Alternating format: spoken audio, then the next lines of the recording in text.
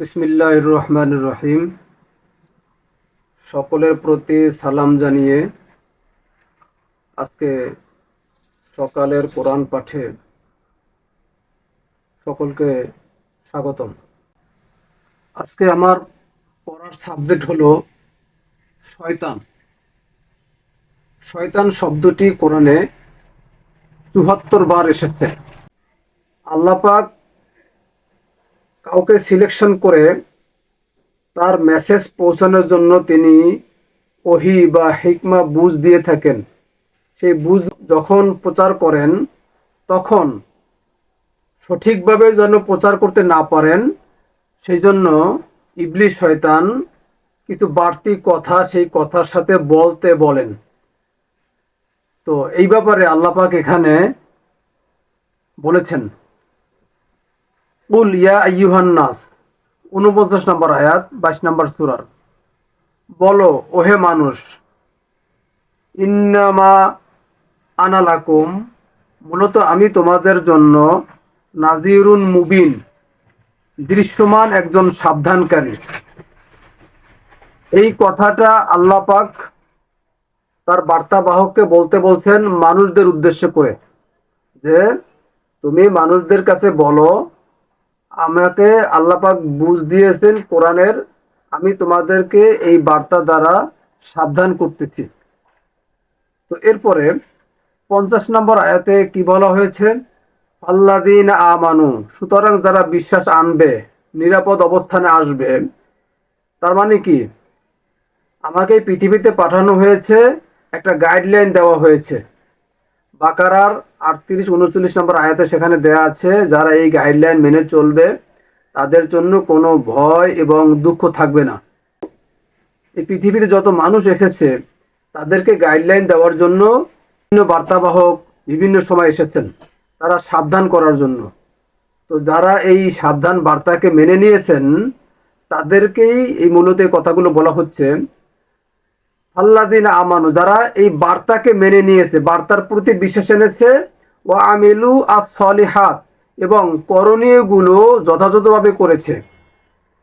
যেই মেসেজ পেয়েছে এই কোরআন দ্বারা, এই মেসেজগুলো সংশোধন করে, সংস্কার করে সুন্দরভাবে বাস্তবায়ন করেছে।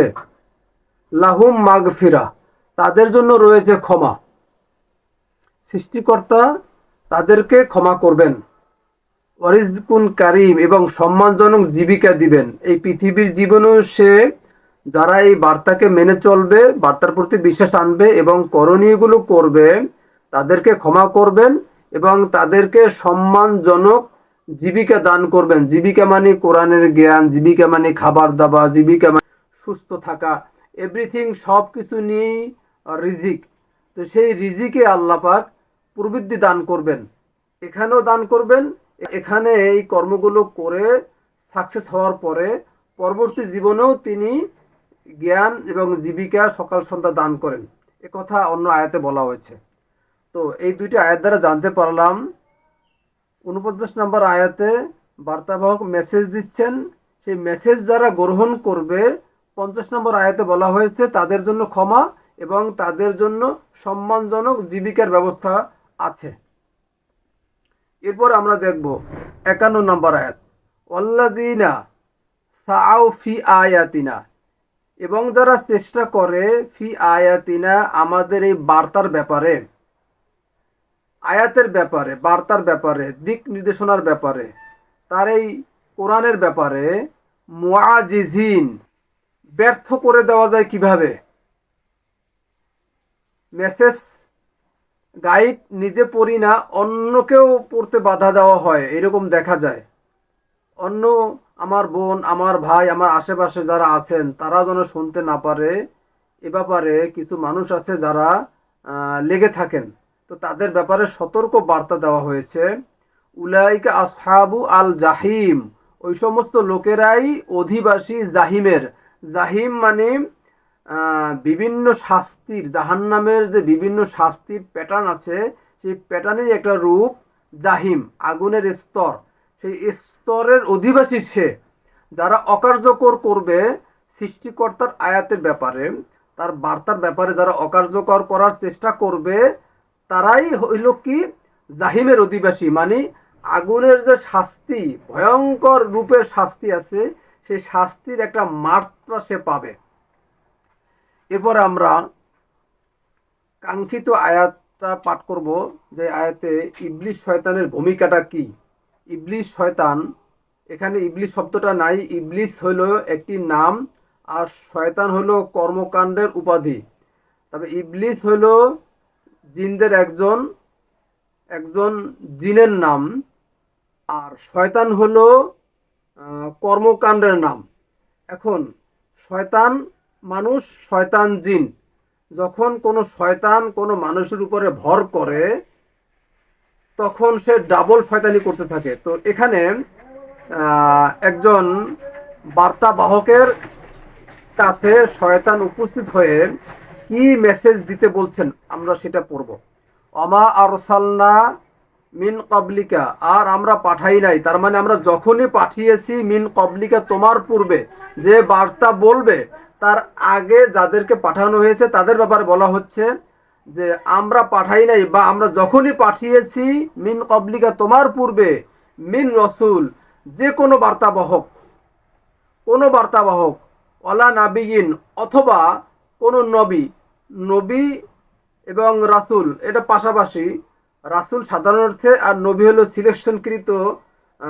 নবী সবাই হতে পারে না, নবী হলো আল্লাহ পাক যাদেরকে সিলেকশন করেন, আর রসুল হলো যারা ওই বার্তাটাকে পৌঁছায়। রসুল শব্দটা 12 নম্বর সূরা 50 নম্বর আয়াতে এসেছে।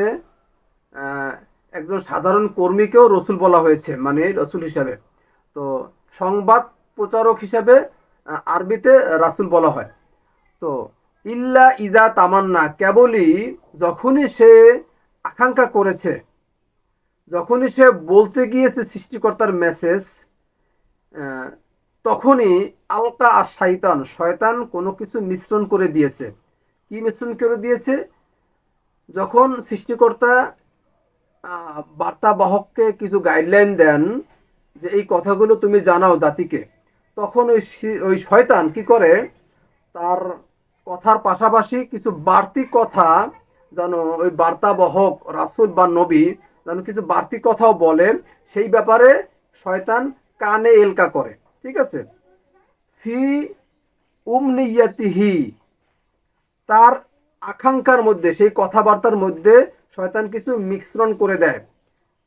এরপরে আল্লাহ বলছেন ফায়ানসাখু আল্লাহ, অতঃপর দূর করেন আল্লাহ মা ইউলকি আর শয়তান, যাই মিশ্রণ ঘটিয়েছে শয়তান, যাই বাড়তি বলতে বলেছে শয়তান, সেই কথাগুলো সৃষ্টিকর্তা কি করেন, দূর করে দেন। এরপরে সুম্মা ইউহকিমু আল্লাহু আয়াতিহি, এরপর তিনি প্রজ্ঞাপূর্ণ করেন, ওই বুঝগুলো ক্লিয়ার করেন আল্লাহ, তার বার্তাগুলো। তার মানে কি, বার্তাবাহক যখন ওই মেসেজগুলো দিতে থাকেন তখন তার উপলব্ধিতে আসে যে আমি কিছু বাড়তি কথা বলে ফেলেছি, তখনই তিনি সতর্ক হন। সতর্ক হয়ে তার মুখ থেকে ক্লিয়ার মেসেজটা বের হয় যে আমি কিছু লাইন ছাড়া কথা বলে ফেলেছি, যেই কথাগুলো এই গাইডের মধ্যে নাই। তখনই সে সতর্ক হয়। সতর্ক হওয়ার পরে যেই মেসেজটা জাতিকে পৌঁছানোর দরকার, সঠিক মেসেজটাই তিনি দিয়ে দেন। তার মানে কি, সুম্মা ইউহকিমু আল্লাহু আয়াতিহি, এরপর আল্লাহ ওই সঠিক মেসেজটা, তার বার্তাটা তিনি ক্লিয়ার করেন, তিনি স্পষ্টভাবে ব্যক্ত করেন, মানে প্রজ্ঞাপূর্ণ করেন। আল্লাহু আলিমুন হাকিম, আর আল্লাহ পরিপূর্ণ জ্ঞানের অধিকারী, তিনি হাকিম, পরিপূর্ণ বুঝের অধিকারী, তিনি সব কিছু জানেন, তিনি সব কিছু বোঝেন। এরপরে দেখব আমরা 53 নম্বর আয়াতে লিয়াজআলা মা ইউলকি আশ-শাইতান, এই যে বাড়তি কথাগুলো, এই বাড়তি কথাগুলো শয়তান কাদের জন্য বলতে বলেন।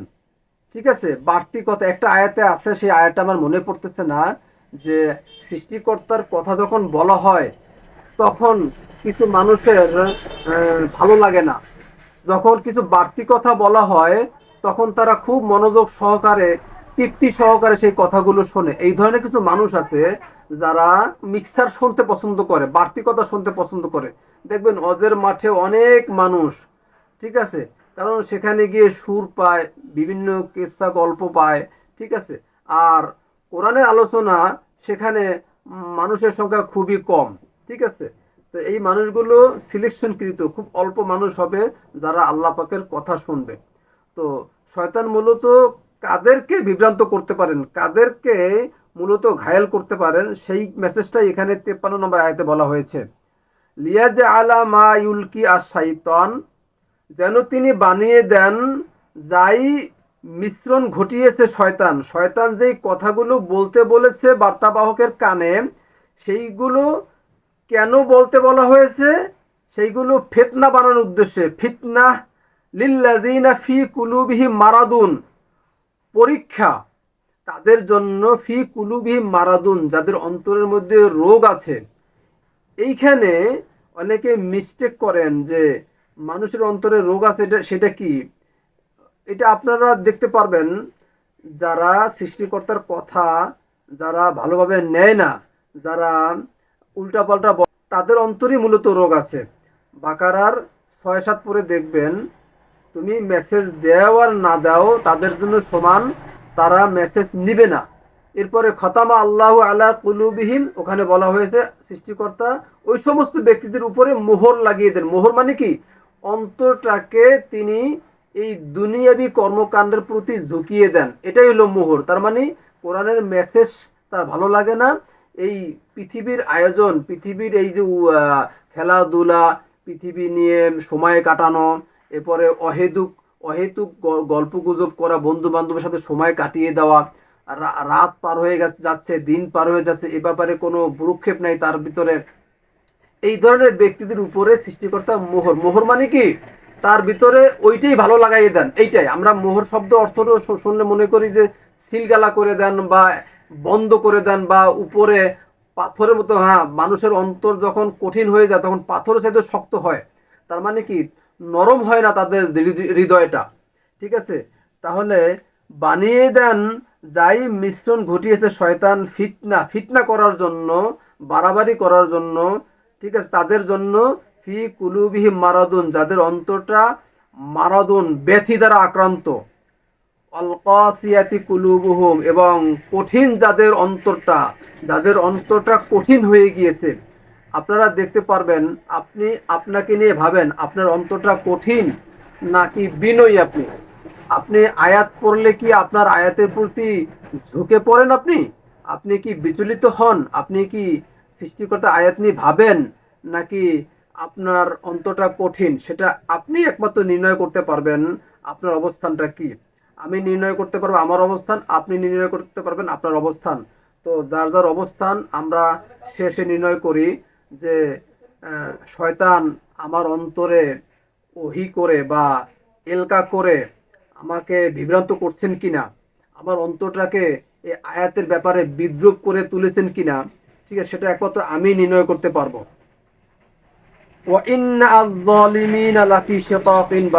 আর নিশ্চয়ই এই যে সর্বনাশকারীরা, জালিম, জালিম বলা হয়েছে এদেরকে, যারা এই আয়াতের ব্যাপারে, যারা এই যে আগের আয়াতে বলা হয়েছে মুআজিজিন, যারা ব্যর্থ করার চেষ্টা করবে আয়াতকে, তারাই হলো জালিম, তারাই হলো সর্বনাশকারী। লাফি শিকাকিন বাঈদ, অবশ্যই চরম বিরোধের মধ্যে তারা রয়েছে। এই মেসেজ কিন্তু আল্লাহ পাকের মেসেজ। আল্লাহ পাক জানিয়ে দিচ্ছেন যে জালিম কারা, যারা ফি আয়াতিনা মুআজিজিন, 51 নম্বর আয়াতে বলা হয়েছে যারা অকার্যকর করার চেষ্টা করবে বার্তার ব্যাপারে, তারাই মূলত জালিম, তারাই মূলত সর্বনাশকারী।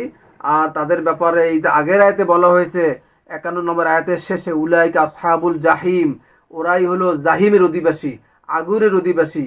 আর এখানে 53 লাস্টে বলা হয়েছে ওয়া ইন্না আয-যালিমিনা লাফি শিকাকিন বাঈদ, আর নিশ্চয়ই এই সর্বনাশকারীরা অবশ্যই চরম বিরোধের মধ্যে রয়েছে। এরপরে 54 নম্বর আয়াতটা পাঠ করে আমরা আজকের আলোচনা শেষ করব।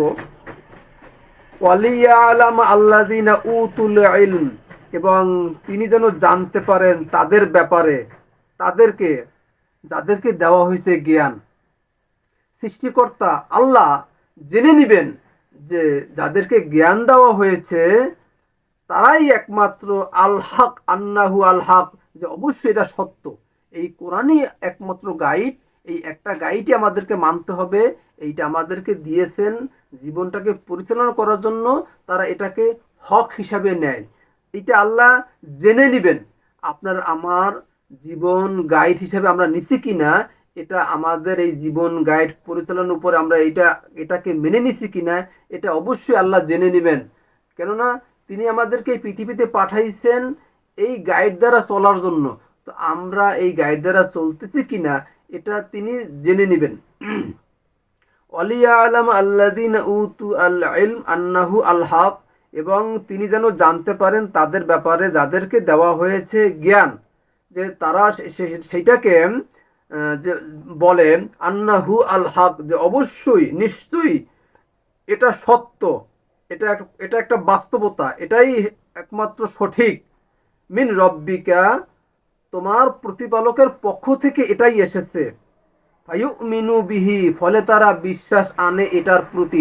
তার মানে কি, তারা নিরাপদ অবস্থানে চলে আসে এই গাইডকে মেনে নিয়ে এবং বার্তাবাহকের মেসেজকে মেনে নিয়ে। তারা বুঝতে পারে যে বার্তাবাহক যখন কোনো কথা বলে, রাসূল বা নবী যখন কোনো কথা বলে, সে কি সৃষ্টিকর্তার বার্তা দ্বারা গাইড দ্বারা বলতেছে না কিছু বাড়তি কথা বলতেছে। তখন তারা বুঝতে পারে, যাদেরকে ইলম দেওয়া হয়েছে তারা সিলেকশন করতে পারে, আইডেন্টিফাই করতে পারে যে উনি এখন লাইন ছাড়াই উল্টাপাল্টা কথা বলতেছে বা কিছু বাড়তি কথা সে নিজের থেকে মিক্সার করে বলতেছে। তারা সেটা বলতে পারে। যাদেরকে আল্লাহ জ্ঞান দেন তারাই বলতে পারে যে কোন কথাটা রবের পক্ষ থেকে এসেছে আর কোন কথাটা শয়তান থেকে এসেছে। তখন তারা আল্লাহ পাকের যে কথাগুলো মিন রব্বিকা, সেই কথার উপরে ফায়ুমিনু বিহি, তারা বিশ্বাস আনে। ফাতুহবিতা লাহু কুলুবহুম, ঝুঁকে পড়ে, বিনীত হয়ে অতঃপর ঝুঁকে পড়ে ওই বার্তার প্রতি তাদের অন্তরসমূহ, তাদের কলব, তাদের অন্তর, তাদের হৃদয় সেই বার্তার প্রতি ঝুঁকে পড়ে। ওয়া ইন্না আল্লাহা লাহাদ, আর নিশ্চয়ই আল্লাহ অবশ্যই লাহাদ, পরিচালিত করেন আল্লাযীন আমানু, তাদেরকে যারা বিশ্বাস এনেছে, ইলা সিরাতিন মুস্তাকিম, সঠিক নিশ্চিত স্থির পথের দিকে। দেখেন, ইবলিস শয়তান সিনেমা হলে নাই, ইবলিস শয়তান হুজুরদের মাঝে নাই, কারণ তাদেরকে একবার গাইডলাইন দিয়ে চালিয়ে দিয়েছেন, এখন তারা কন্টিনিউ সেই পথে চলতেছে। কিন্তু ইবলিস শয়তান মূলত আছে হইল কোন পথে? সিরাতাল মুস্তাকিম, যেই পথে যারা একমাত্র কোরআন দ্বারা জীবনকে পরিচালিত করবেন তারাই একমাত্র সিরাতাল মুস্তাকিমে চলবেন। ইহদিনা সিরাতাল মুস্তাকিম সূরা ফাতিহার মধ্যে আছে। তো সেইখানে কিন্তু ইবলিস শয়তান বসে থাকবে, যেন ওই পথের উপর দিয়া কোনো বিশ্বাসী যেন চলতে না পারে। আর যারা এই আল্লাহ পাকের গাইডকে মেনে চলবে, জ্ঞান দ্বারা এই গাইডকে পরিচালিত করবে, তখন তাদের অন্তরটা এর প্রতি ঝুঁকে পড়বে।